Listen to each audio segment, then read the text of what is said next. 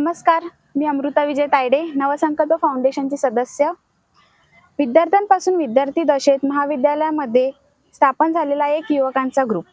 वृक्षारोपण, चिमण्यांसाठी प्याऊ, सर्व महापुरुषांची जयंती आणि पुण्यतिथी साजरी करणे हे कार्य त्यांनी केले. हळूहळू हा ग्रुप मोठा झाला आणि आज पूर्ण शहराला परिचित झाला. मागील 4 वर्षांपासून खामगाव शहरामध्ये युवकांच्या सामाजिक कार्यासाठी कार्य करत असलेला नवसंकल्प ग्रुप आपल्याला सुद्धा माहीतच असेल. स्वच्छता, पर्यावरण, जनजागृती अशा विविध सामाजिक उपक्रमांमध्ये नवसंकल्प ग्रुप सदैव सक्रिय राहिला आहे. ऑगस्ट 2025 मध्ये या ग्रुपचे अधिकृत संस्थेमध्ये रूपांतर झाले आणि नवसंकल्प फाउंडेशन अशी नवी ओळख निर्माण झाली. नवसंकल्प फाउंडेशन आपल्याला परिचितच आहे, परंतु आज आम्ही एक नवा संकल्प घेऊन खामगाव शहरामध्ये पहिल्यांदाच एक वेगळा आणि खुला संवाद मंच सुरू करत आहोत. खामगाव शहरातील विविध क्षेत्रातील मान्यवर व्यक्तींशी दिलखुलास संवाद साधणे, त्यांच्या अनुभवातून प्रश्नांची उत्तरे शोधणे आणि विचारांचे आदानप्रदान घडवणे या उद्देशाने हा मंच स्थापन करण्यात आला आहे. या उपक्रमाला नाव दिले आहे संकल्प बोलके. तर संकल्प बोलके म्हणजे काय? मनात रुजलेले विचार, समाजासाठीचे संकल्प आणि अनुभव हे केवळ मनात न ठेवता ते स्पष्टपणे बोलून मांडणे, प्रश्न विचारून उत्तर शोधून आणि संवादाच्या माध्यमातून विचारांची देवाणघेवाण घडवणे आणि त्या संवादातून वैचारिक परिवर्तन घडवणे हा संकल्प बोलकेचा खरा अर्थ आहे. आज या संकल्प बोलकेच्या मंचावर प्रथमच प्रमुख वक्ते म्हणून आपल्या सोबत उपस्थित आहे प्रसिद्ध लेखक, वक्ते, इतिहास संशोधक आणि वऱ्हाडातील किल्ले या प्रसिद्ध पुस्तकाचे लेखक डॉक्टर किशोर वानखेडे सर. विचारांची क्रांती, आजची गरज या अत्यंत महत्त्वाच्या विषयावर आज आपण त्यांच्याशी संवाद साधणार आहोत. सर, संकल्प बोलकेच्या या मंचावर आपले मनपूर्वक स्वागत. थँक्यू. चला तर मग या विचारप्रवर्तक संवादाची सुरुवात करूया. सर, माझा आपल्याला पहिलाच प्रश्न आहे की आपण लेखक, इतिहास संशोधक, शिक्षक आणि चांगले वक्ते सुद्धा आहात. तर हे सर्व आपण कसे करता? ती एक माझ्या मनात प्रेरणा आहे. अच्छा. कालच्यापेक्षा आजचा वर्तमान बेस्ट असला पाहिजे. त्यामुळे नोकरी करताना मी माझं शिक्षण पूर्ण केलं. बालपणात कुठंतरी इच्छा होती मनात की आपल्याला बेस्ट व्हायचं आहे, म्हणजे मला डॉक्टर व्हायचं होतं. आणि आर्थिक परिस्थिती अत्यंत जेमतेम होती. वैद्यकीय शिक्षण घेणं म्हणजे गव्हर्नमेंट कॉलेजमध्ये जरी शिकलं तरी ते पॉसिबल नव्हतं. मग त्यासाठी माझ्याकडे सगळ्यात पर्याय होता आधी की आपण नोकरीवर लागलं पाहिजे. नोकरीवर लागल्यानंतर माझं जे डॉक्टर होण्याचं स्वप्न होतं ते काही मला स्वस्त बसू देत नव्हतं. पण मेडिकल सायन्समध्ये फील्ड पूर्ण चेंज होणार होती. त्यासाठी एक पर्याय होता की आपण संशोधन केलं पाहिजे, संशोधनाकडे वळलं पाहिजे. PhD केली. PhD करताना भरपूर डॉक्टरेट होतात, परंतु ते करत असताना आपलं संशोधन समाजहिताय असलं पाहिजे आणि यासाठी ते सातत्य असलं पाहिजे संशोधनामध्ये. त्यामुळे कंटिन्यू संशोधन करत गेलं. त्यातून वेगवेगळ्या संशोधनातून पुस्तकं बाहेर आली आणि आज जवळपास 16 पुस्तकं आहेत. अच्छा. आणि आम्हालाही असं कळलं होतं तुम्ही उर्दूमध्ये PhD केलेली आहे. हो, मी बाळापूर येथील सुफी संतांचे कार्य हा माझा PhDचा थेसिस आहे. आणि कसं तो PhD करताना बाळापूरमध्ये नक्षबंदीची शाखा आहे. तत्पूर्वी मी खामगाव तालुक्यातील स्थापत्य हा संशोधनाचा विषय निवडला होता, परंतु पूर्ण होईल की नाही याची शाश्वती नव्हती. कारण खामगावच्या आजूबाजूला वास्तू भरपूर आहेत, परंतु वास्तूंची माहिती त्या फॉर्मॅटमध्ये मिळेल की नाही याची शाश्वती नव्हती. मी सहज एकदा नागपूरहून येताना एक कादरी नामक दाम्पत्य मला भेटलं, पती आणि पत्नी. आणि त्यांनी बाळापूरला एक सहज बोलता बोलता बोलले की बाळापूरला छत्रपती शिवाजी महाराज आलेले आहेत. आपल्याला शिवाजी महाराज म्हटलं की सांगली, सातारा, सोलापूर, कोल्हापूर, पुणे साईडचा भाग परिचित आहे. जर वऱ्हाडात छत्रपती शिवाजी महाराज येतात आणि विशेष करून बाळापूरला येतात, ही माझ्यासाठी वेगळी बाब होती. तो प्रश्न काही मला झोपू दिलं नाही. मी लगेच दुसऱ्या तिसऱ्या दिवशी बाळापूरला गेलो. तिथं फिरलो. तिथं नक्षबंदीची लायब्ररी आहे. त्या लायब्ररीमध्ये छत्रपती शिवाजी महाराज येऊन गेले. त्यांनी त्यांचे पुरावेसुद्धा दाखवले. आणि नंतर मग विचार आला की तिथं सुफी संतांची परंपरा आहे. परंपरा आहे तर त्याचा संशोधन पुढे झालं पाहिजे. त्या दृष्टीनं मग मी तो विषय निवडला, बाळापूर येथील सुफी संतांचे कार्य. अडचण अशी झाली, विषय तर निवडला, सिनॉप्सिस तयार केला. खरी अडचण झाली त्यावेळेस ज्यावेळेस त्यांचे सगळे रेफरन्स बुक हे उर्दू आणि पर्शियन लँग्वेजमध्ये होते. आणि पर्शियन लँग्वेज असल्यामुळे प्राथमिक उर्दू आपल्याला शिकायची आहे. मग पिंपळगाव राजाच्या आजूबाजूला माझे बरेचसे उर्दू माध्यमाचे मित्र आहेत. त्यांनी काही प्राथमिक पुस्तकं दिली, म्हणजे अलिफ बे पे ते, म्हणजे ज्याप्रमाणे आपल्या मराठीची बाराखडी असते त्याप्रमाणे उर्दूचीही बाराखडी आहे. ते पुस्तकं दिल्यामुळे मी ती उर्दू भाषा शिकलो. आणि उर्दू शिकता शिकता मला पर्शियनही यायला लागली. जे साहित्य होतं प्रकाशित आणि जे माझ्या संशोधनासाठी उपयुक्त होतं, त्यामुळे ते जे रेफरन्स बुक आहेत ते मी मराठीमध्ये ट्रान्सलेट केले आणि माझं संशोधन पूर्ण केलं. 350 वर्षाचा बाळापूर शहराचा इतिहास, जो कादरी, नक्षबंदी, सुहरवर्दी आणि चिस्ती या सुफी संतांच्या कार्यशैलीशी निगडीत आहे, त्यावर माझं पूर्ण संशोधन आहे. आणि संशोधनामुळेच मी ह्या भाषा मला सहज शिकता आल्या, याचा मलाही अभिमान आहे. हा. आणि उर्दू भाषा तुम्ही बेसिक पासून शिकले आहात का? हो, बेसिक पासूनच. म्हणजे कारण मात्र अ आई पासून? आई पासूनच. अच्छा. तर जशी आपली बाराखडी आहे तशीच उर्दू भाषा सुद्धा आहे ना, ती आपल्या सर्वांना शिकता येते. एक विशेष म्हणून सांगतो, उर्दू ही महाराष्ट्रात जन्माला आली भाषा आहे. महाराष्ट्राची मातृभूमी जर म्हटलं आपण मराठी म्हणतो. मराठी. उर्दू ही दौलताबाद येथून जन्माला आलेली भाषा आहे. ज्यावेळी अल्लाउद्दीन खिलजी, मोहम्मद तुगलक दक्षिण भारतात आले आपल्या सर्वांना माहिती आहेच. त्यावेळेस त्यांची राज्यव्यवहाराची भाषा ही पर्शियन होती, अरेबिक होती. आणि महाराष्ट्रामध्ये बहुतांशी राज्यकारभार हा संस्कृत भाषेमध्ये प्रचलित होता. या दोन्ही भाषेच्या समन्वयातून 13व्या शतकामध्ये उर्दू भाषेचा उदय झाला. आणि उर्दू हे मिठी जुबान म्हटलं जाते. एखादा उर्दू माध्यमाचा व्यक्ती जर आपल्याशी संवाद साधताना एकदम त्याचे सॉफ्ट शब्द असतात, त्यामुळे इतका प्रसार झाला. आणि इस्लामपंथीयांची ती एक मूळ भाषाच होऊन बसली. वास्तविक उर्दू हे मुस्लिमांचीच भाषा अशी नाही, ती खरी महाराष्ट्राची भाषा आहे. ती प्रत्येकानं शिकली पाहिजे. आणि बोलताना एकदम मिठास आहे त्यामध्ये.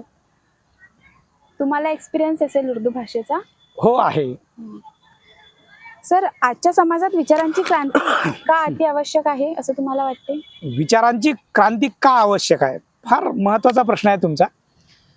विचार माणसाचं जीवन घडवतात आणि उद्ध्वस्तही करतात. हे दोन्ही बाजू आहेत.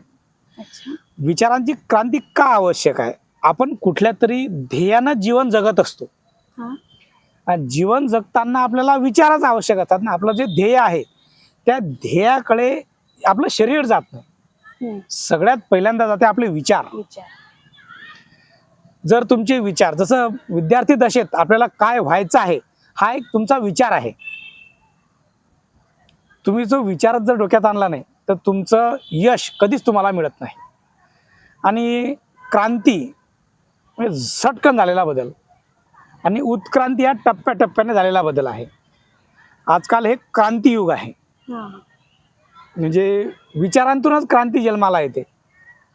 प्रत्येक जण हा कुठल्या ना कुठल्या विचारांनी आपलं जीवन व्यतीत करत असतो.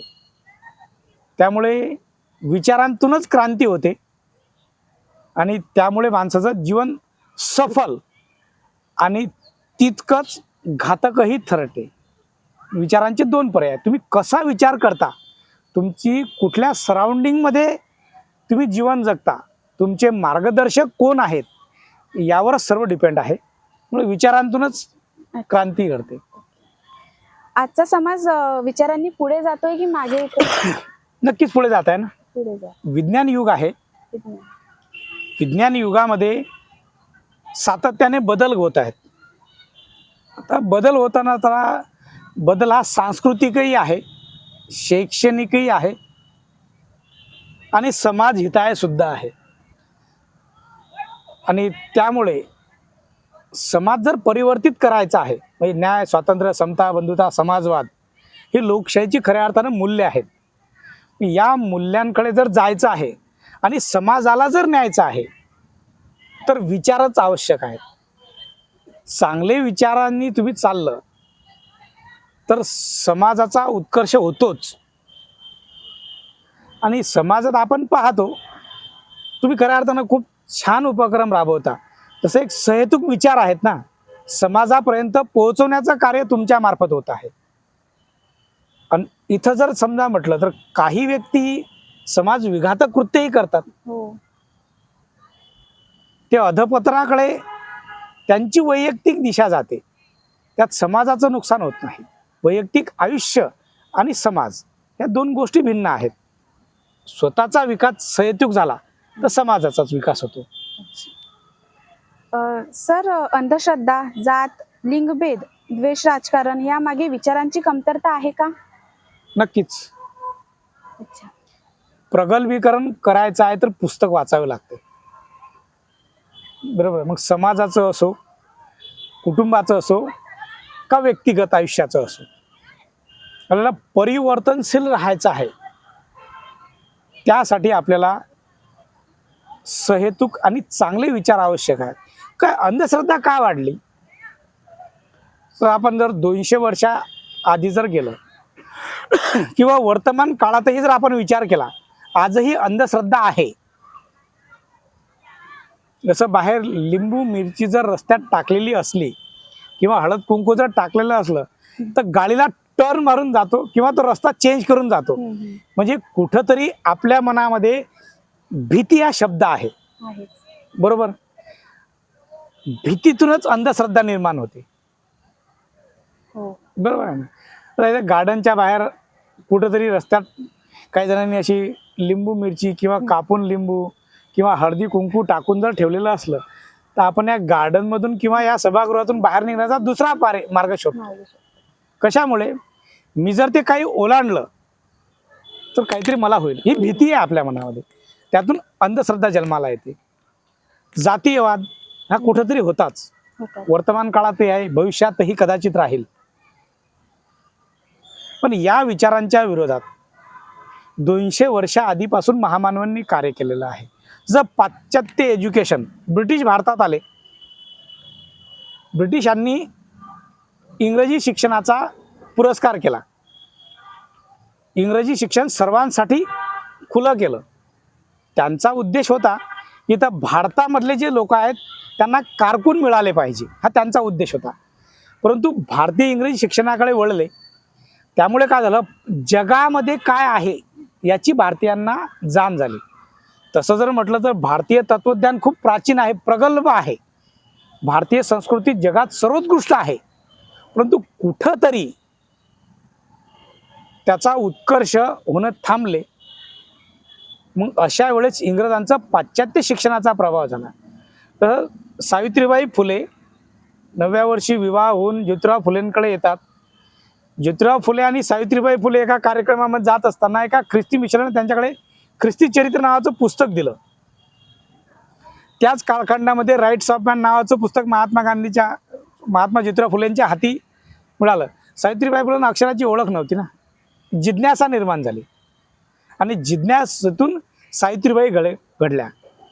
जेव्हा त्या समाजासाठी काम करायला लागल्या, त्यांना समजलं समाजामध्ये अंधश्रद्धा आहे, जातीवाद आहे, इथं भेदाभेद आहे. मग यासाठी महाराष्ट्रातल्या भरपूर महामानवांनी, महापुरुषांनी काम केलंय. समतावादी समाज निर्माण झाला पाहिजे. मग यासाठी ग्रंथ महत्त्वाचे असतात, शिक्षण महत्त्वाचे असतात, चांगले विचार आवश्यक असतात. आणि हे करत असताना उद्देश सर्वात महत्त्वाचा आहे. तुमचा निश्चित जीवनाचा उद्देश असला, जसं महात्मा ज्योतिराव फुलेंचं एक उदाहरण, काल त्यांची सावित्रीबाई फुलेंची जयंती झाली, त्यामुळे आपण त्यांच्यावरच एक बोलूया की त्यांना एक टार्गेट होतं जीवनामध्ये की मुली शिकल्या पाहिजे. कारण स्वतः अशिक्षित होत्या, त्या शिक्षित झाल्या, त्यांना खरंच नॉलेज समजलं. त्यांनी मुलींसाठी शाळा काढल्या, समाज हिताय काम सुरू केलं. त्याच विचारांवर महाराष्ट्रातले भरपूर महर्षी धोंडो केशव कर्वे, कितीतरी शिक्षण तज्ज्ञ आहेत. वऱ्हाडामध्ये पंजाबराव देशमुख आहेत की ज्यांनी शिवाजी संस्थेची मुहूर्तमेढ रोवली. कशासाठी? समतावादी समाज निर्माण झाला पाहिजे, शिक्षण लोकांपर्यंत पोहोचलं पाहिजे. आणि वास्तववादी शिक्षण लोकांपुढे जर पोहोचलं, अंधश्रद्धा बाजूला होते, विचारांचे प्रगल्भीकरण जर झालं तर जातीयवाद बाजूला होतो. तसं लोकशाहीचं मूल्यानं धर्मनिरपेक्षता हे सर्व समुदायाला सोबत घेणारा हा विचार आहे. त्यासाठी आपल्याला विचारांची क्रांती करताना पुस्तकांचं वाचनही करणं आवश्यक आहे.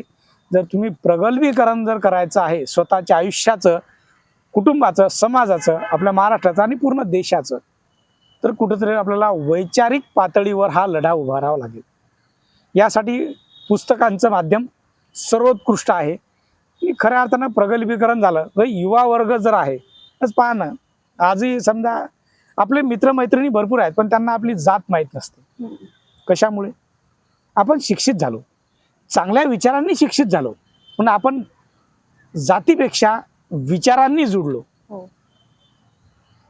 म्हणून क्रांती आवश्यक आहे, विचारांची, सत्कार्याची, चांगल्या पुस्तकांच्या वाचनाची. हे जर तरुण पिढीपर्यंत गेलं तर निश्चितच भविष्यात जो अखंड भारत आहे, आजही आहे, भविष्यातही राहील, कुठेतरी जाती व्यवस्था कमी होऊन मनुष्यत्व आणि भारतीयत्व पुढे येईल. सर, तुमच्या मते सोशल मीडियामुळे विचारांची क्रांती घडते की विचारांचे अधःपतन? हा खरा गंभीर प्रश्न आहे. व्हॉट्सअप युनिव्हर्सिटीचे सोशल मीडिया सोशल मीडियाचे भरपूर प्रकार आहेत. आपण Facebook, Instagram, Twitter, E print media, printed media सगळे आहेत. आता पाश्चात्य संस्कृतीच्या वेळेमध्ये 100-150 वर्षा अगोदर जर विचार केला किंवा स्वातंत्र्याच्या कालखंडात जरी विचार केला, खामगावात घडलेली घटना मुंबईला सहजासहजी माहीत पडत नव्हती. आज प्रिंट मीडिया, समाज माध्यमांमुळे झटकन माहीत पडते. विज्ञान प्रगल्भ झालं, जगामध्ये लागलेले शोध चटकनी आपल्याला यूट्यूबवर लगेच पाहता येतात. लगेच विथिन सेकंदात. जसं फोल्क आख्यान म्हणून एक उपक्रम आहे, काही तरुण पिढीने एकत्रित आले, महाराष्ट्राच्या लोकसंस्कृतीचा अभ्यास केला. आदिवासी, भिलाला, कोरकू, प्रत्येक गवळणीपासून तर कोळी नृत्यापर्यंत, वासुदेव आलारे आलापासून तर वर्तमान काळातल्या विचारांपर्यंत लोकांपर्यंत पोहोचले. कशामुळे? प्रिंट मीडियामुळे, समाज माध्यमांमुळेच. याच समाज माध्यमांची जर दुसरी बाजू पाहिली आपण, एक व्हॉट्सॲपच उदाहरण घेऊ. सत्य असत्य कोणीच पाहत नाही. आला मेसेज, वाचला, फॉरवर्ड केला, सगळे फॉरवर्डेड राहतात. मग ते विचार वाचताना जर आपल्याला त्या विषयाचं नॉलेज किंवा पूर्ण माहिती जर नसली तर समाज माध्यमांवर आलेला जो विचार आहे तो चांगला आहे काय वाईट आहे हे विचार न करता आपण जो आलेला संदेश सत्य मानून लोकांपर्यंत फॉरवर्ड करतो. मग हे त्या दृष्टिकोनातून अधपतनही आहे ना. हो, बरोबर आहे ना. तसं एखादी घटना जर घडली तर घटनेचा उद्देश का घडली हे पुरती विचारात न घेता लोकांपर्यंत ते फॉरवर्डेड होते. पण सत्य माहीत पडल्यानंतर लोकांना किंवा त्या जनतेला आहे बॅड फील होते. समाज माध्यमांचे 2 प्रकार आहेत. लोकांपर्यंत लेखणीची फार मोठी ताकद आहे बरं का. लेखणी, इलेक्ट्रॉनिक मीडिया हे समाज माध्यमाचे वेगळे प्रकार. तुमचं चांगलं लिखाण डोक्यावर उचलून घेतात आणि काही वाईट लिखाणही वाईट प्रवृत्तीचे लोक डोक्यावर उचलून घेतात. याचे 2 ध्रुव आहेत. त्यामुळे समाज माध्यमांमुळे समाजाचा विकास होतोच का अधपतन होते हा प्रश्न आपण प्रत्येकानं ठरवला पाहिजे. म्हणजे आलेलं सत्य आहे का नाही हे सतसत विवेक बुद्धीवर पडताळून पाहिलं पाहिजे. जसं एक लहान मुलाचं उदाहरण देतो. एक छोटा मुलगा आहे, अंगणात खेळत असताना चुलीजवळ जातो.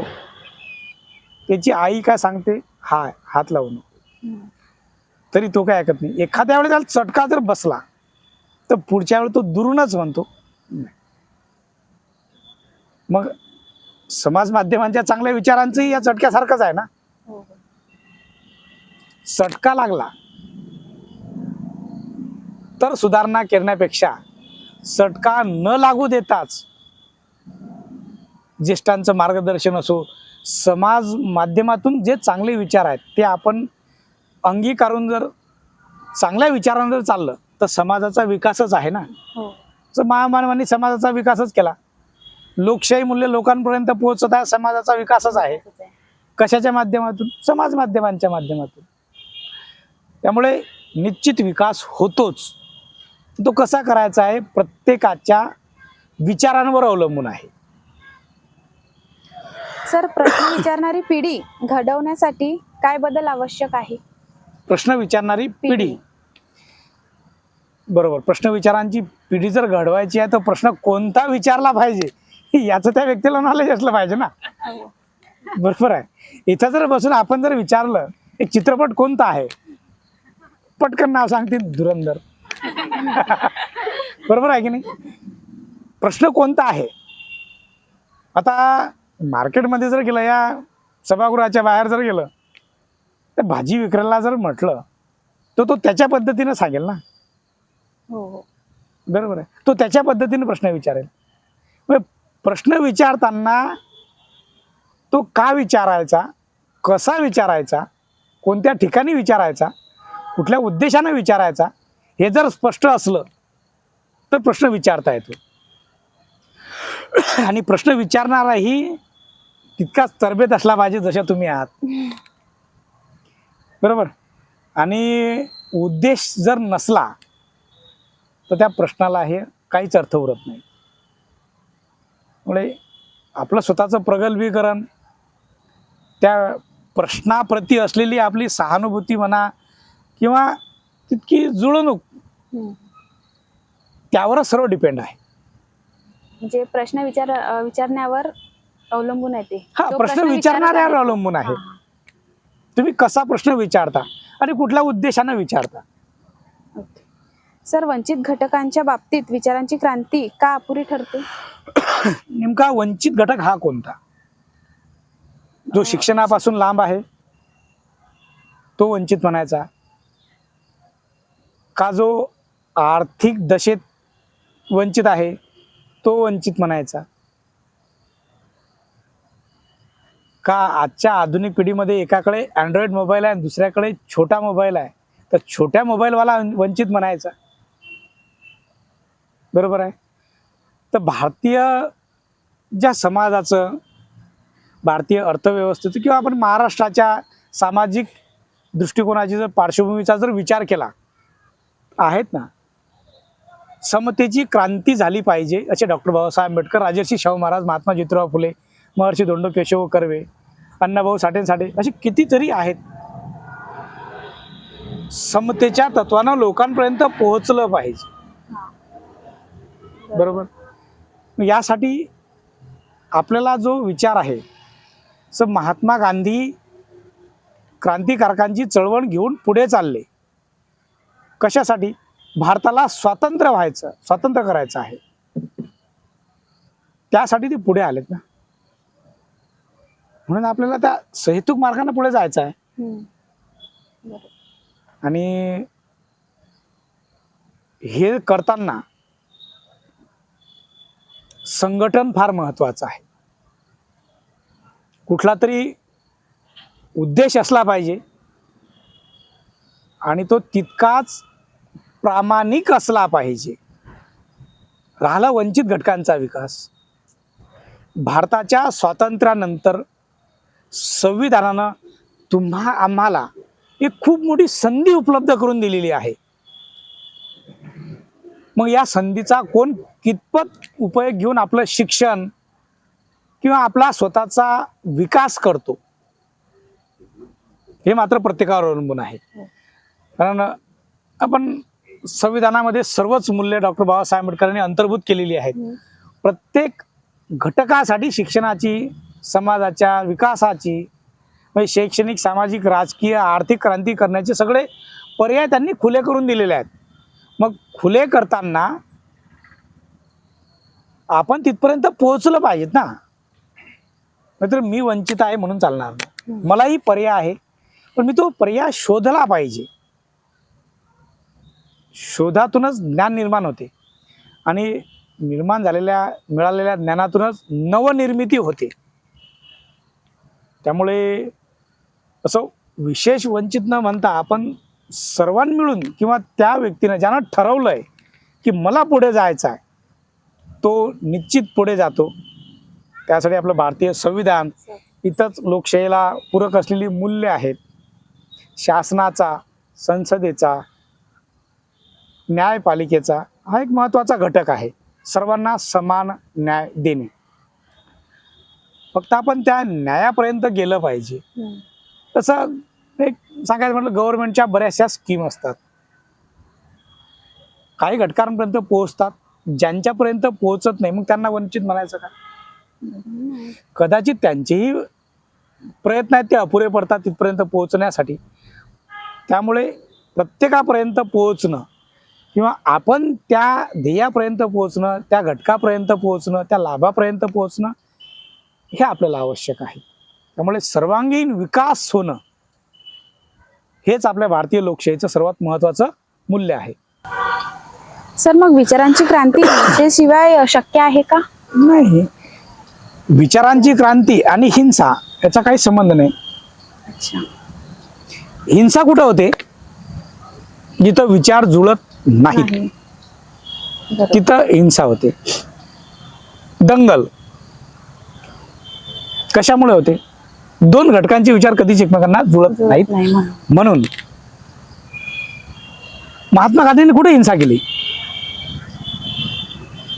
दांडी यात्रेला निघाला 78 जण होते.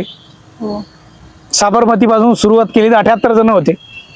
शेवटपर्यंत पोहोचले तर लाखो जनसमुदाय निर्माण झाला. महात्मा गांधींनी कधीच म्हटलं नाही तुम्ही चला माझ्यासोबत, आपल्याला स्वातंत्र्य मिळवायचं आहे. नाही, त्यांचा उद्देश प्रामाणिक होता. कुठतरी एक हिंसा घडली म्हणून असहकार आंदोलन थांबवणारे महात्मा गांधी होतं ना, विचार होता ना त्यांचा. स्वातंत्र्य मिळालं पाहिजे हा महात्मा गांधींचा आणि भगतसिंग, सुखदेव, राजगुरू असे असंख्य क्रांतिकारक आहेत त्यांचा विचार होता. भगतसिंग, सुखदेव, राजगुरू यांनी हिंसा नाही केली. हिंसा जर केली असती तर संसदेत ज्यावेळेस बॉम्बस्फोट केला त्यावेळेस ते पळूनही जाता आलं असतं. हो. पण ते वंदे मातरम म्हणताना ते ब्रिटिशांच्या स्वाधीन झाले का? आमच्या भारतीयांना स्वातंत्र्य मिळवून द्यायचं आहे.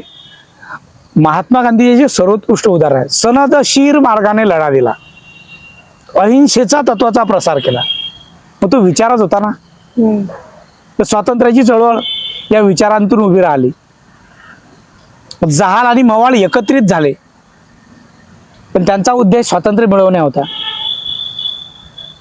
समाज क्रांती आधी घडून गेली. जर शिक्षणाचा प्रसार असो, समाजांचा सर्वांचा प्रसार असो, हे महामानवांनी कुठली हिंसा नाही केली. शाळा सुरू झाल्या त्यावेळेस महात्मा ज्योतिराव फुले यांनी हिंसा नाही केली. सनदशीर मार्गाने सुरू केलं शिक्षण. लोक जुडलेत म्हणून आज तुम्हीही इथं आहात, मी सुद्धा इथं आहे, माझी आई पत्नी सुद्धा इथं आहेत. हिंसा आणि विचार हे दोन स्वतंत्र आहेत.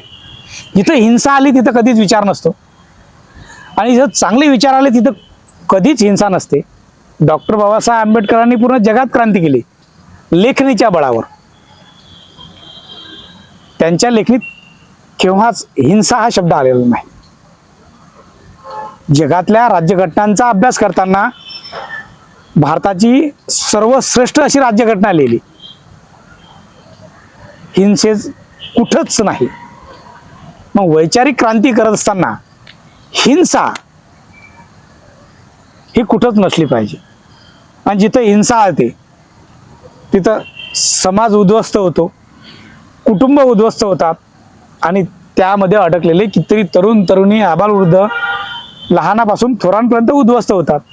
त्यामुळे हिंसेतून विचार शक्य नाही. हे दोन वेगळे घटक आहेत. ठीक आहे सर, तुमच्या मते येणाऱ्या 10 वर्षात विचारांची क्रांती न झाल्यास समाजाचं काय होईल? विचारांची क्रांती न झाल्यास अधोगतीकडे जाऊ ना आपण. आज लागलेला शोध आहे तो जर लोकांपर्यंत पोहोचलाच नाही तर आपण अधोगतीकडेच जाऊ ना. तर 15व्या शतकात प्रिंट मीडियाचा शोध लागला, बरोबर. लोकांच्या मनातल्या भावना वृत्तपत्रातून पुस्तकांपर्यंत लोकांपर्यंत पोचायला सुरुवात झाली आणि त्या गोष्टीमुळे काय झालं, संघटन कौशल्य वाढीस लागलं. तर आपण सर्वजण एकत्रित आलो कशासाठी? कुठला तरी उद्देश आहे, चांगले विचार आहेत, क्रांती आहे, आपल्याला समाजामध्ये सत्कार्य करायचं आहे, या दृष्टीने आपण सर्व एकत्रित आलेलो आहोत. मग हे असताना समविचारी व्यक्ती तरुण तरुणी जोडणं हे प्रत्येकाचं काम आहे. आपला उद्देश जर चांगला आहे तर 10 वर्षानं लावलेलं रोपटं वटवृक्षात रूपांतर होते. हो. भारताला स्वातंत्र्य देणारे लाखो क्रांतिकारक आहेत. त्यांनी त्यावेळेस जर विचार केलाच नसता, कशाला भारताला स्वातंत्र्य द्यायचं आहे. इंग्रज लोक जे ब्रिटिश अधिकारी होते त्यांना कारकून होतं ना, ते पगार द्यायला तयार होते ना. तुम्ही आमच्याकडून लढा, सैनिक देत होतो. तरीही भारतीय समाज उभा राहिला कशासाठी? भारताला स्वातंत्र्य मिळवून देण्यासाठी आहे. त्यांचा विचार होताच. सत्यात 15 ऑगस्ट 1947 उतरलंच. स्वातंत्र्यानंतर लोकशाही मूल्य उभी राहिली पाहिजे म्हणून संविधान जन्माला आलं. भारतीय राज्यव्यवस्था उभी राहिली, संसद उभी राहिली, न्यायपालिका उभी राहिली आणि त्यातून लोकशाही मूल्यांचा लोकांपर्यंत प्रसार झाला. इथून जर पुढे 10 वर्षांना जायचं आहे, आपण जरी नसलं तरी विचार चालू राहणार. हो. जेव्हा विचार चालू राहतात तेव्हा चळवळ, मग ती कुठलीही असो, ती अखंड चालू राहते. चळवळ कधीच थांबत नाही. चळवळीमध्ये काम करणारे लोक चळवळी बाहेर जाऊ शकतात. चळवळ भूतकाळातही होती, वर्तमान काळातही आहे, भविष्यातही आहे. येणारी 10 वर्षच काय, हजारो वर्ष लोकांचे चांगले विचार, प्रगत तंत्रज्ञान हे लोकांपर्यंत पोहोचतच राहील. 20 वर्ष आधी कोणाला माहित होतं की आपण एका सेकंदात मोबाईलवर दिल्लीच्या व्यक्तीला हॅलो म्हणून? वैचारिक क्रांती झाली, तंत्रज्ञानाची क्रांती झाली. आज फास्ट विज्ञान युग आहे. लाखो शोध, रिसर्च सातत्याने चालू आहेत ना. भविष्यातही होणारच आहे. आपण जरी इथं काम करणं थांबवलं तरी चांगल्या विचारांची मेजवानी जगामध्ये आहेच. हो. आहे की नाही? जर मार्गारेट आल्वा भारतात येऊन होम रूल चळवळ सुरू करतात, म्हणजे होम म्हणजे माझं घर आहे, माझ्यासाठी नियम असले पाहिजे, असे अनेक जन्माला येतील. छत्रपती शिवाजी महाराजांच्या विचारांवर, डॉक्टर बाबासाहेब आंबेडकरांच्या विचारांवर, महात्मा फुले, राजर्षी शाहू महाराज, महर्षी धोंडो केशव कर्वे, लोखंडे टिळक यांच्या कितीतरी विचारांवर पिढी आहेच ना, आदर्श मानतात. चळवळीतून वैयक्तिक व्यक्ती बाहेर पडतो. चळवळ कधीही मृत होत नाही, ती सातत्यानं जिवंतच राहते आणि जिवंत ठेवणारे कुठेतरी असतातच. हो. त्यामुळे त्या 10 वर्षात का पुढच्या 100 वर्षातही विचार चालूच राहणार. फक्त कोण कसा विचार करते त्यावर डिपेंड आहे. वैयक्तिक आयुष्य आपण म्हणतो ना, आपणच आपल्या भाग्याचे शिलेदार. आपलं भाग्य कसं घडवायचं आहे हे प्रत्येकावर अवलंबून असते. ओके सर, पॉडकास्टद्वारे श्रोत्यांना एक संदेश द्यायचा असेल तर तो कोणता? वाचन संस्कृती जोपासली पाहिजे. सहेतुक वाचन असलं पाहिजे. जसं विद्यार्थ्यांना, तरुणांना हा एक महत्त्वाचा संदेश आहे. तुम्ही शिक्षण घेत असताना अवांतर वाचनाची आतापासून सवय लावा. वाचन जर केलं तर युवा पिढीचा उत्कर्ष होतोच. आपल्याला येत्या भविष्यामध्ये पुस्तकी किडे नकोत, तोंडपाठ करणारे युवा पिढी अजिबात नकोच. वैचारिक प्रगल्भ असणारे युवा वर्ग निर्माण झाला पाहिजे. यासाठी वाचन संस्कृती महत्त्वाची आहे. मग आपण तरुण आहोत तर आपल्या वडिलांनीही पुस्तक वाचलं पाहिजे ना. जिथं पुस्तक हाती येते तिथं शस्त्रही बाजूला ठेवता येते. पुस्तकामध्ये ज्ञानाचा अखंड झरा आहे, त्या झऱ्यापर्यंत आपण गेलो पाहिजे. मग युवा वर्ग असो, विद्यार्थी दशेतले विद्यार्थी विद्यार्थिनी असोत, तरुण पिढी असो, काम करणारे व्यक्ती असो का आबाल वृद्धांपर्यंत. जर खामगावचंच उदाहरण जर घेतलं, दस्तूर रतनजी ग्रंथालय आहे, 150 वर्ष आधी स्थापन झालेला. कधी कधी जाऊन पहा, 60 वर्षापेक्षा जास्त ज्यांचं वय आहे ते त्या लायब्ररीचे सदस्य आहेत. वाचन आहे, जिथं वाचनाचा अखंड झरा राहतो, तो व्यक्ती प्रगल्भ होतो, त्याचा कुटुंब प्रगल्भ होतो आणि तो निश्चित समाजाचं जे ऋण आहे ते म्हणतात ना, ओंजळीभर समाजाचं. आपल्या कणगीमध्ये जे धान्य आहे तर समाजाचं समाजासाठी अर्पण करायचं असते. मग ते ज्ञान असो, स्वतःची संपत्ती असो, धनधान्य असो. जर आपल्या घरी जर एखादा व्यक्ती जर आला बघायला तर आपण ओंजळभर तरी देतो. मग आपणही आज ज्ञान आहे तर ज्ञान लोकांना दिलं पाहिजे, गरजवंतांना मदत केली पाहिजे. विद्यार्थी दशेत असताना एखादा जर आपल्या आजूबाजूला जर भेटला, त्याला पुस्तकाची गरज आहे तर निश्चित त्याला मदत केली पाहिजे. जो बसलेला आहे त्याला थोडंसं पाठबळ देऊन चालायला लावायचं. जो चालता आहे त्याला त्याच्या डोळ्यासमोर त्याच्या जीवनाचं चांगलं ध्येय ठेवून त्याला त्या ध्येयाकडे नेण्यासाठी प्रवृत्त केलं पाहिजे. त्याला नैतिक पाठबळ दिलं पाहिजे. आणि ते पाठबळ जर द्यायचं आहे तर सुसंस्कृत आणि सुजाण नागरिक घडला पाहिजे. आणि ते घडण्याचं कार्य निश्चित ग्रंथांतूनच होते, पुस्तकातूनच ज्ञानाची नवनिर्मिती होते. त्यामुळे पुस्तक वाचन संस्कृती जोपासली पाहिजे असं वाटतं. वाचन महत्वाचं. वाचन महत्वाचं आहे. वा सर, चांगला संदेश दिला. आणि बाकीच्यांना पण काहीतरी प्रश्न आहे मला विचारायचे असेल तर विचार.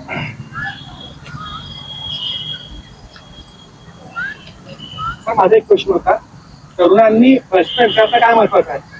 प्रश्न विचारणं काय महत्वाचं आहे? ते एक कविता आहे, प्रश्न विचारा पुन्हा पुन्हा, असेच का आणि तसेच का. तसं हा मोबाईल सुरू आहे, काहीतरी उद्देश आहे. प्रश्न केव्हा निर्माण होतात? जेव्हा मनात कुठंतरी जिज्ञासा असते. प्रश्न निर्मितीचं मूळ कारण हे जिज्ञासा आहे, बरोबर आहे. जिज्ञासेतूनच प्रश्न निर्माण होतात ना. त्यामुळे प्रश्न विचारलेच पाहिजे. प्रश्नांची उत्तरं आपल्याला माहीत नसतात म्हणून आपण प्रश्न विचारतो. आपल्याला नवं शिकायचं आहे, नवनिर्मिती करायची आहे, लोकांना माहिती द्यायची आहे, किंवा आपल्याला त्या विषयाचं पूर्ण ज्ञान समजून घ्यायचं आहे, आपल्या मनामध्ये जिज्ञासा आहे, किंवा आपल्याला स्वतःचा विकास करायचा आहे, हे सगळे कक्षा जर ठरवायचे आहेत तर प्रश्न विचारलाच पाहिजे. अजून कोणी? हॅलो सर, माझे 2 प्रश्न होते. नक्कीच. जे की तुमचा आवडता विषय सूफी संत. सूफी संतांची विचारधारा आणि आजच्या युवकांच्या विचारधारेमध्ये काय होतं? आणि दुसरा प्रश्न असा होता की आजची जी सोशल मीडिया आहे ते आम्हा युवकांसाठी मदतगार ठरते का आम्हाला भ्रमात टाकते? आधी पहिल्या प्रश्नाचा विचार, सुफी संतांचं सर्व धर्माचं तत्वज्ञान सारखंच आहे.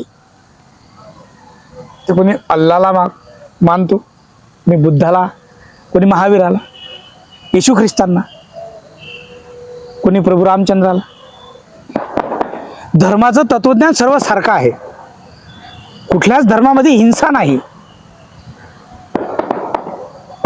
मग हे हिंसा, आपलाच धर्म, आपलीच जात श्रेष्ठ का निर्माण झाली?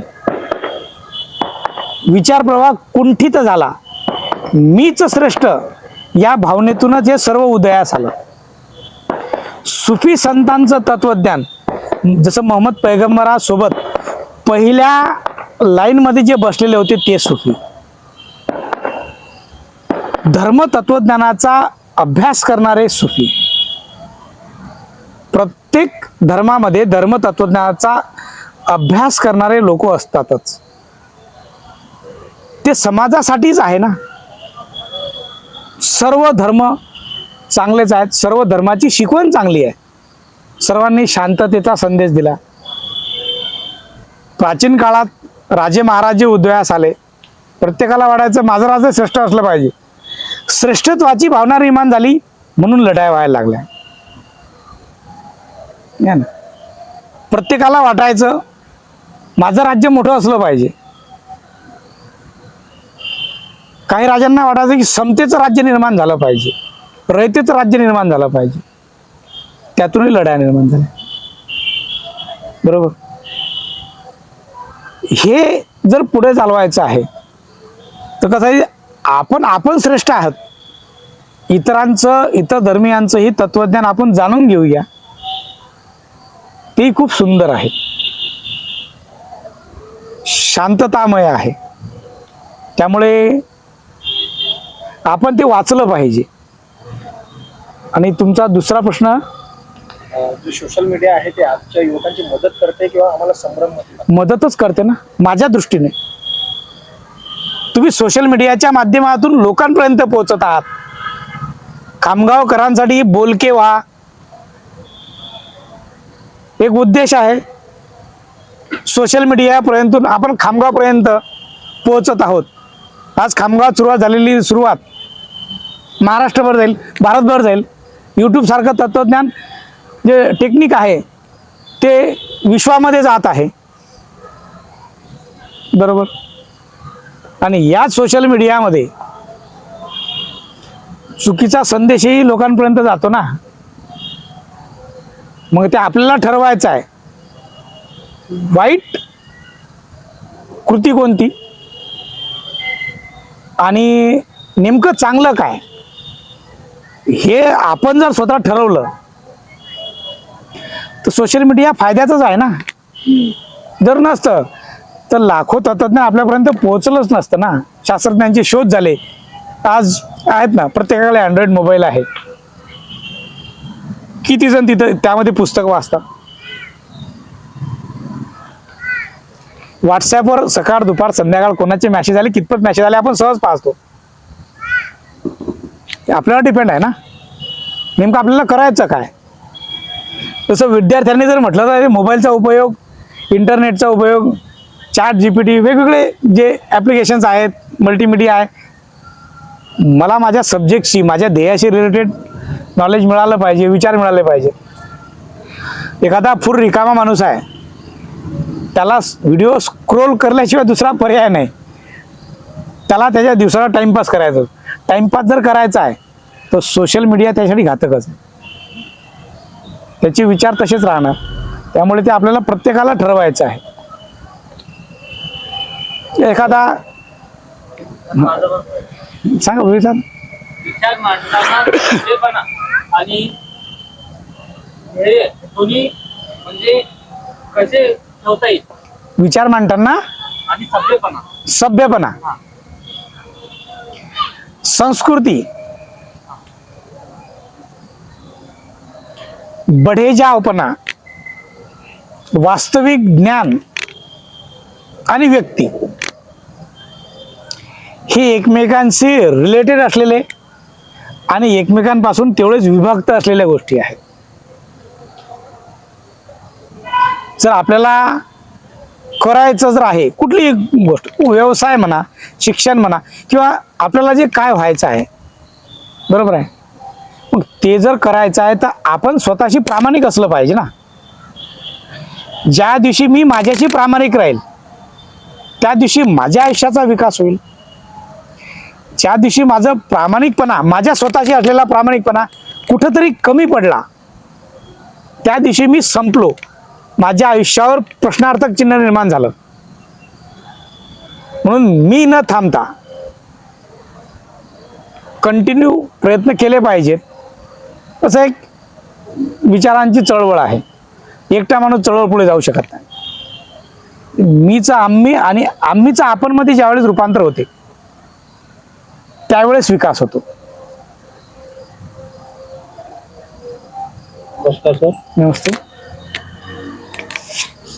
माझं नाव सूरज बेलोकर. मी ओबीसी युवा महासंघाचा जिल्हाध्यक्ष आहे. बढिया. शैक्षणिक चळवळीत गेली 10 वर्षापेक्षा जास्त झाले काम करतो. आपलं प्रबोधन गेली 10 मिनिटापासून मी ऐकतोय. धन्यवाद. तरी आपलं निरीक्षण आणि त्याच्यावर केलेलं आकलन फार सुंदर आहे असं निदर्शनास आलं. माझा आपणास प्रश्न राहील, इथे आमच्याही निरीक्षणास आलं की महाराष्ट्रात व देशात शैक्षणिक क्षेत्रात विविध बदल जरी घडत असले तरी शैक्षणिक दर्जा हा कुठेतरी खालावतोय. याबाबत आपलं मत काय राहील? शैक्षणिक दर्जा खालावतोय, बरोबर आहे. आता त्यामध्ये भरपूर कारणं आहेत. कदाचित प्राथमिक शिक्षणापासून जर शासनाची अनास्थाही असेल, बरोबर, महाविद्यालयीन शिक्षणाकडे जर आपण वाटचाल जर केली तर NEP नॅशनल एज्युकेशन पॉलिसी 2020 पासून सुरू झालेला आहे. युवकांना भरपूर ऑप्शन निर्माण झालेले आहेत शाखेमध्ये. काही विद्यार्थ्यांना ते पर्याय माहीतच नाहीत. सध्या NEP मध्ये व्यावसायिक शिक्षणावर भर आहे. असं एक टुरिझम आहे. आपण पाहतो एखाद्या गड किल्ले अभ्यास करताना किंवा कुठेतरी गेलं तर तिथचे गाईड लोकल ते त्यांच्या वस्तुस्थितीनुसार आपल्याला गाईडलाईन करतात. NEP मध्ये तो स्पेशल सब्जेक्ट दिलाय टुरिझमचा. तुम्ही प्रोफेशनल गाईड होऊ शकता. बरोबर, पर्याय भरपूर आहेत. शिक्षण व्यवस्थेमध्ये सातत्याने बदल होत आहेत आणि भविष्यातही होतील. बदल हा माणसाच्या जीवनाचा सर्वात मोठा पार्ट आहे. शिक्षण व्यवस्था येतो तो सर्वात महत्वाचा पार्ट आहे. त्या बदलानुसार आपणही थोडंफार बदललं पाहिजे. जिथं डबघाई यायला सुरुवात झाली तर सुजाण पालकांनी सोबत येऊन त्या विद्यार्थ्यांच्या पाठीमागे उभं राहिलं पाहिजे. जे शिक्षण प्रवाहापासून लांब जात आहेत त्यांना पुन्हा शिक्षण प्रवाहात आणलं पाहिजे. आणि जे वेगवेगळे पर्याय उपलब्ध झालेले आहेत आज रोजी, ते पर्याय सर्वांसाठी खुले आहेत. त्या पर्यायापर्यंत आपण पोहोचलं पाहिजे आणि ती जबाबदारी तुमच्या आमच्या पालकांचीच आहे. एक प्रश्न असा होता की डॉक्टर बाबासाहेब आंबेडकरांचं ध्येय होतं की युवकांनी या देशाच्या राजसत्तेत येऊन या देशाच्या धोरणाच्या बरोबर. परंतु आजची व्यवस्था आणि झालेलं राजकीय गढूळ वातावरण हे कुठेतरी हा विचारच समोर येऊ देत नाही. बर, तर युवकांनी या क्षेत्राकडे भविष्यात वळावं की नाही वळावं? हा देश भांडवलशाही व्यवस्थेकडे गेलेला आहे असं आपलं मत आहे. 20व्या शतकातही भांडवलशाही होती. भांडवलशाही बाजूला सारून आपण लोकशाही मूल्याकडे वळलो. ती सगळ्यात मोठी क्रांती आहे. युवा वर्गानं जर काही केलं तर निश्चित ते कुठेतरी यशाकडेच जाते. एक उद्देश जर सर्वांनी ठेवला, इलेक्शनमध्ये आपणही उभे राहू शकतो ना. करू ना लोकांची विकास कामं. परिवर्तन ही झटक्यात होत नाही. त्यासाठी सगळ्यात पहिले आपली प्रतिमा लोकांपर्यंत पोहोचली पाहिजे. लोकांच्या गरजा पूर्ण झाल्या पाहिजे. आपल्यालाही अधिकार आहे. त्या अधिकाराचा वापर करून आपणही राजकारणात येऊ शकतो. चांगले व्यक्ती हे राजकारणापासून अलिप्त होतात म्हणून काहींना संधी मिळते. आपण चांगल्या व्यक्तींनाच या राजकीय व्यवस्थेमध्ये आणू शकतो. आणि सर्वात शेवटी जर म्हटलं तर कुठंतरी ही चढाओढ चालूच राहणार. प्रत्येकाच्या मनात तुझ्यापेक्षा मी श्रेष्ठ आहे आणि मीच का श्रेष्ठ आहे हे दाखवण्याची वृत्ती असतेच. मग मी आणि आपण एकत्रित होऊन बेस्ट करूया, परिवर्तन नक्कीच होईल. मी doctor Santosh Tayde, PhD in education from America, doctorate आहे माझं एज्युकेशनमध्ये. तर आपला मॅक्सिमम प्रश्न आहे की आताचं जे एज्युकेशन आहे आणि यापूर्वीचं जे शिक्षण पॅटर्न होता, म्हणजे जी अभ्यास पद्धती या अगोदरची होती ती आणि आज न्यू एज्युकेशन पॉलिसी केंद्र शासनाने इंट्रोड्यूस केलेली आहे, तर त्यामध्ये तफावत काय? आणि दुसरी गोष्ट अशी आहे, दुसरा प्रश्न उपप्रश्न आहे की आजचं एज्युकेशन हे तरुणांना रोजगार देण्यासाठी सक्षम नाही असं मला वाटतं. हे खरं आहे का?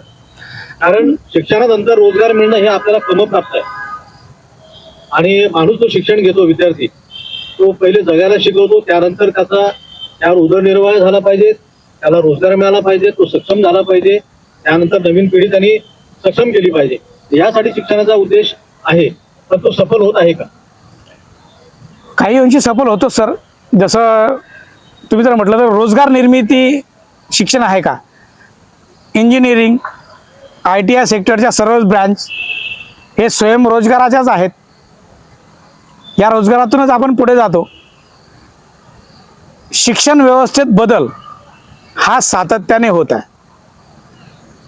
तुमचं आमचं 1986चं जे शिक्षण व्यवस्था होती, जी शैक्षणिक धोरणं होती, ती बदलली आणि शिक्षण व्यवस्थेत बदल करणं हा केंद्र शासन आणि राज्य शासनाचा संयुक्तरित्या भाग आहे. जे बदललं ते लागू होणारच. जसं NAP नॅशनल एज्युकेशन पॉलिसी ही बदलली ना, कुठंतरी बदल झाल्यामुळे काही घटक जे आपल्या वेळेस होते 1990च्या दशकांमध्ये जे घटक होते ते काही वगळले. त्यावेळेच्या शिक्षणापेक्षा आज जसं शासनाचं एक धोरण आहे की कृतीयुक्त शिक्षण असलं पाहिजे. प्रॅक्टिकली जसं प्राथमिक शिक्षणात जर म्हटलं तर गणित प्रगल्भीकरण नावाचा कन्सेप्ट महाराष्ट्र राज्य शासनाने राबवला. कृतीतून शिकलं पाहिजे. सध्याच्या शिक्षणावर कृतीयुक्त शिक्षणाचाच भर दिलेला आहे. त्यामुळे काही बाबतीत शिक्षण व्यवस्थेत नक्कीच बदल झालेला आहे. आता आज जसा आहे आणि कुठला बदल झालेला आहे हे आपल्या सर्वांनाच माहिती आहे. ती बदलणारी प्रक्रिया आहे. तो एक राज्यव्यवस्थेचा घटक आहे. राज्यव्यवस्थेनं संसदेत एखादा अध्यादेश जर पारित केला, मग तो शिक्षण विषयक असेल तर त्याच्यावर विचारमंथन होऊन तर सर्वात शेवटी लागू होतोच. त्यामुळे आपल्याला बदललेली शिक्षण प्रणाली नुसारच आपल्याला शिक्षण घ्यायचं आणि बेस्ट व्हायचं आहे. पर्याय आहेत, भरपूर पर्याय. आता कुठल्याही कॉलेजेसमधले तर वेगवेगळ्या ब्रँचेस तिथे निर्माण झाल्या. स्वयंरोजगाराच्या शाखा जर म्हटल्या तर ITI मधले प्रत्येक विद्यार्थी वेगवेगळ्या स्किलमध्ये आहेत. ते कुठंतरी स्वयंरोजगाराच्या व्यवसायाकडे वळले, काही नोकरीकडे वळले, काहींनी स्वतःच्या चरित्रासाठी ते शिक्षणाचा उपयोग केला. विकास होतोच. काही असे आहेत ना, त्यांनी इंजिनिअरिंग केली पण मला चांगल्या पगाराची नोकरी मिळत नाही म्हणून ते ठप्प झालेले आहेत. ते टोटली डिपेंड आहे आपल्या वैयक्तिक याच्यावर, आपल्याला कसं करायचं आहे. बरोबर आहे. तर इंजिनिअरिंग झालेले मला जर 25 लाख रुपये जर पगार पाहिजे असं जर म्हटलं, त्याला 5 लाख रुपये जर म्हटलं तर त्याचं कुठेतरी असमाधान होते, तो करत नाही. का बेकारी वाढली ना सर, कारण स्पर्धा आहे ना. जिथं आता सांगा ना, एखाद्या गव्हर्नमेंटमध्ये आपण वर्तमानपत्रात एखाद्या चपराशाच्या पोस्टसाठी PhD होल्डरचे अर्ज असतात. स्पर्धा आहे ना, ऑप्शन भरपूर झाले, जागा मात्र एक झाली. यामागे भरपूर कारण आहेत. शिक्षण जनरेट होत नाहीये. हा, रोजगार निर्मिती झाली पाहिजे, ते महत्वाचं आहे. आणि कसं आहे, समजा 1990, 75, 88 जो आहे 2000च्या आधीचा कालखंड, ग्रॅज्युएशन झालेल्या व्यक्तीला खूप मोठा मान होता. आपल्या गावामध्ये पदवीधर झाला. आज पोस्ट ग्रॅज्युएशन झालेले एखाद्या छोट्या खेड्यागावात किंवा मोहल्ल्यात जर म्हटलं तर 5-50 सापडतात. स्पर्धा वाढली ना. स्पर्धा वाढल्यामुळे हे सगळे पर्याय निर्माण झाले, हे सगळे प्रश्न निर्माण झाले. या तरुणांनी आता काय करावं? स्वतःच्या ध्येयाप्रती ठाम राहिलं पाहिजे, मला ते व्हायचं आहे. काय व्हायचं आहे? मी समाज सुधारक होईल, कोण नोकरीवर आहे. मेहनत प्रचंड करावं लागते सर, कारण पॉईंटमध्ये मार्क्स मिळवणारे विद्यार्थी सक्सेस होतात आणि अनसक्सेस आहेत. 96, 97, 98 आज मार्क्स 99 पर्यंत गेले. आपल्या वेळेस 70 जरी म्हटले तर आईवडील पाठ थोपटायचे. बदल झाला ना, स्पर्धा झाली. त्यामुळे प्रत्येकानं आपल्याला स्पर्धेत टिकायचं आहे हे ठरवायला पाहिजे आणि त्यानुसार काम करायला पाहिजे. म्हणजे मी तरी मला स्पर्धेत टिकायचं आहे म्हणून मी बेस्ट होण्याचा प्रयत्न करतो. प्रत्येकानं बेस्ट झालं पाहिजे. तर माझा पण एक प्रश्न आहे, तुम्हाला असं वाटते काय की आजची जे तरुणाई आहे ते धैर्यानं विचार मांडायला घाबरते का? आजची जे तरुणाई घाबरते का? इथून बाहेर जर गेलं आणि चुकून एखाद्या गाडीचा धक्का जर दुसऱ्याला लागला तर तो मारायला घाबरत नाही, तो अजिबात घाबरत नाही. परंतु एखादा कुठतरी कार्यक्रम आहे, त्याच्या हातात जर माईक गेला तर त्याला शब्द सुचत नाहीत. बरोबर आहे. एखाद्या अभ्यासिकेमध्ये 24 तास अभ्यास करणारा विद्यार्थी समाजामध्ये येऊन 2 शब्द बोलायला त्याला सांगितलं, त्याचं पूर्ण पुस्तक तोंडपाठ असते. परंतु समाजात किंवा 4 चौघात त्याला बोलता येत नाही. तो समाजात वावरलाच नाही, समाजाचं ऋण त्यानं कधी फेडलंच नाही किंवा त्यांना समाजाशी तो एकरूप झालाच नाही. किंवा त्याचं जे ज्ञान आहे, म्हणजे म्हणतात ज्ञान आकलन उपार्जन कौशल्य, हे आपण सर्वांना माहित आहे, ते त्यानं त्या ज्ञानाचं उपयोजनच केलं नाही तर तो समोर येणारच नाही ना. सध्याच्या तरुणाईकडे सोशल मीडियामुळे विचार करण्याकरता वेळच नाही. बरोबर आहे, 100% सत्य आहे. असा वेळच नाही, मी मगाशीच म्हटलं ना, मोबाईल प्रत्येकाकडे आहे अँड्रॉइड, पण आपल्या अँड्रॉइडमध्ये किती पुस्तकं आहेत हा प्रश्न स्वतःला विचारा. मी व्हॉट्सॲपमध्ये किती मिनिटातून मेसेज पाहतो. मला तरी असं वाटतं झोपेतून जर उठलं तर सगळ्यात पहिले माझा मोबाईलवर रात्री कोणाचा मेसेज आला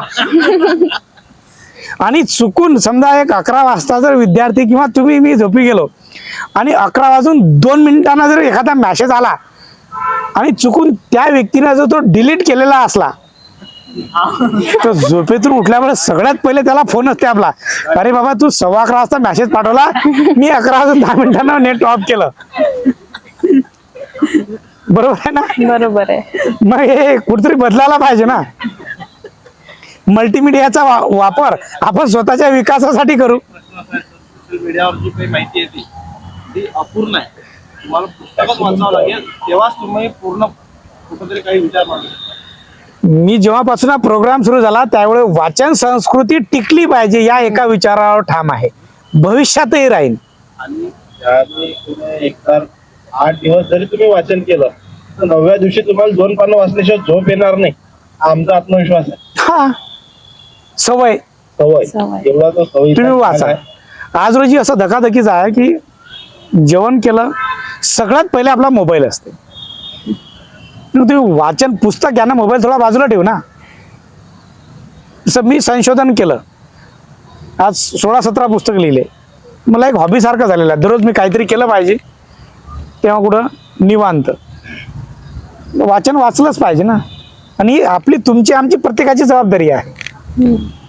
आपल्या मुलांच्या हाती पुस्तक देऊ ना. जसं आई मुलगा रडला तर त्याच्या हाती मोबाईल देते. हो.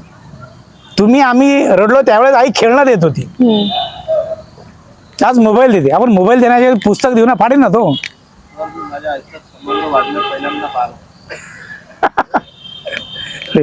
सर माझा एक प्रश्न होता, आजची जी सध्या भारताची स्थिती आहे त्यामध्ये हा युवक वर्ग आहे असं वाटत नाही कुठेतरी सांप्रदायिकता आणि प्रादेशिक वरांकडे चाललं? हो चाललं ना, कारण प्रत्येकाला माझा धर्म माझी जात श्रेष्ठ आहे हेच वाटायला लागलं ना. आणि हा सर लोकशाहीसाठी घातक प्रश्न नाही? घातकच आहे ना. म्हणून लोकशाहीची मूल्य टिकली पाहिजे. संविधान लोकांपर्यंत पोहोचलं पाहिजे. न्याय, स्वातंत्र्य, समता, बंधुता, धर्मनिरपेक्षता, लोकशाही, गणराज्य ही जी तत्वे आहेत ना, ही लोकांपर्यंत पोहोचली पाहिजे. एखाद्या खेडेगावात जर आपण विचारलं तर संविधान किती लोकांच्या घरी आहे असा प्रश्न विचारला तर त्या गावातून 4-5 जणांचेच हात वर होतील, माझ्या घरी संविधान आहे. संविधान लागून 75 वर्षापेक्षा जास्त कालखंड झाला. मग ज्या संविधानानुसार आपण जीवन जगतो, भारतीय लोकशाहीची मूल्य राबवतो, ते संविधान लोकांना माहित नाही ना. संविधान कोणाच्या बाजूने हे सुद्धा लोकांना माहिती हा, तर ते आहे ना, कशासाठी निर्माण झालं हे सुद्धा माहित नाही ना. आपण आपले अधिकारच विसरलो. कशामुळे? आपल्याला वाचन कमी पडलं, चांगल्या विचारांची संगत आपली तुटली. आपण लोकांपर्यंत पोहोचण्यासाठी आपल्याला कुठल्या मार्गाने जायचं आहे किंवा कुठल्या ध्येयाप्रती जायचं आहे हे पूर्ण नष्ट झालं ना. हे का नष्ट झालं? हे आपण कधी विचारच केला नाही ना, कधी पुस्तकच वाचले नाही, कधी लोकांपर्यंत पोहोचलं नाही. गावामध्ये एखाद्या कुठल्याही गावचं उदाहरण घ्या, गावामध्ये एक लायब्ररी आहे, एक ग्रंथालय आहे, आणि त्याच गावामध्ये सिनेमा टाकी आहे की ज्या टॉकीजमध्ये दर 3 घंट्यांना पिक्चर रिलीज होतो. गर्दी कुठं असेल? टॉकीज. ग्रंथालय 24 तास उघडं असते. तो चित्रपटातला हिरो हिरोईनही म्हणत नाही तुम्ही माझ्याकडे या, माझा चित्रपट पहा, आणि पुस्तकही म्हणत नाहीत ना तुम्ही माझ्याकडे येऊन मला वाचा. तुम्हाला काय करायचं आहे त्यानुसार सर्व पर्याय आहे. मला एक क्वेश्चन विचारायचा होता. तो असा आहे की जसं आजची पिढी म्हणजे साधा तरुण तरुण अभ्यास करतात, पण जर काही म्हणजे काही अभ्यास करून पण आणि खूप अभ्यास मेहनत करून सुद्धा पुढे जात नाही, आणि जे अभ्यास न करणारे ते पुढे जाऊन योग्य लागतात. असं वाटत नाही की ते कुठेतरी थांबायला पाहिजे. नाही, असं काही लक फॅक्टर असते असं काही नाही. नाही तर एखाद्या वेळेसच, आता कसं आहे, एक पेपर आहे, तुम्ही किती अभ्यास करता त्यापेक्षा त्या 3 घंट्यात किती उतरवता, म्हणजे तुमच्या ज्ञानाचं उपयोजन किती करता, बरोबर. एखाद्या वेळेस आपल्याला शुअर 100% उत्तर माहित असते, लिहिताना गडबड होते, आणि ज्यानं कधीच अभ्यास केलेला नसते. 3 तासाचा एक पेपर तो 1.5 तासात सोडवतो, कारण त्याला काहीच माहित नसतं. 4 ऑप्शन असतात स्पर्धा परीक्षेमध्ये, त्याला 4 पैकी 1 कुठायचं असते. एखाद्या वेळेस 10,000 लाखात एखाद्या विद्यार्थ्याचे कदाचित ते मारलेले टोले बरोबर येतात, बरोबर आहे. पण प्रयत्नांती परमेश्वर हे आपण शाळेत असताना शाळेच्या भिंतीवर वाचलेलं वाक्य आहे. प्रयत्नांती परमेश्वर, परमेश्वर म्हणजे तुमचं यश. तुम्ही जर कंटिन्यू केले, तुमचं सातत्य, तुमचा आत्मविश्वास व्यवस्थित जर असला तर यश मिळतेच.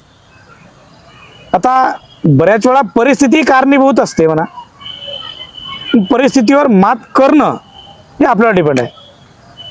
डॉक्टर बाबासाहेब आंबेडकर परिस्थिती एकदम विपरीत होती ना, तरी बेस्ट झाले. आपण अशांचा आदर्श ठेवू ना. मुसोलिनी, हिटलरचा आदर्श जर ठेवला तर सर्वात शेवटी कोणी सोबत नव्हतं म्हणून आत्महत्या केली त्यांनी. जग जिंकण्याची इच्छा ठेवणारा सर्वात शेवटी जर आत्महत्या करतो,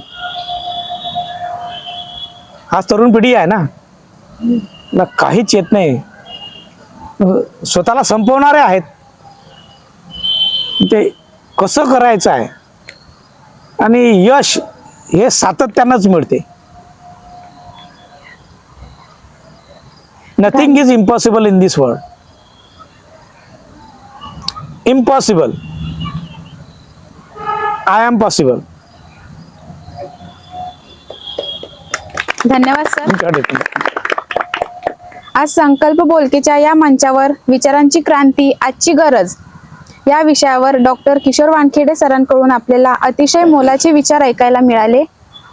त्यांच्या अनुभवातून आणि अभ्यासपूर्ण मांडणीतून हा संवाद नक्कीच प्रत्येकासाठी प्रेरणादायी ठरेल.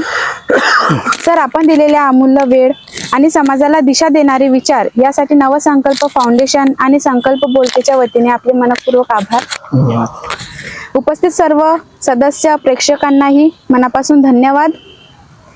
हा विचार प्रवर्तक संवाद अधिकाधिक लोकांपर्यंत पोचावो यासाठी आपण आमच्या नवसंकल्प फाउंडेशनच्या यूट्यूब, फेसबुक आणि इंस्टाग्राम चॅनलला लाईक करा, कमेंट करा, सबस्क्राईब करा आणि व्हिडिओ नक्की शेअर करायला विसरू नका.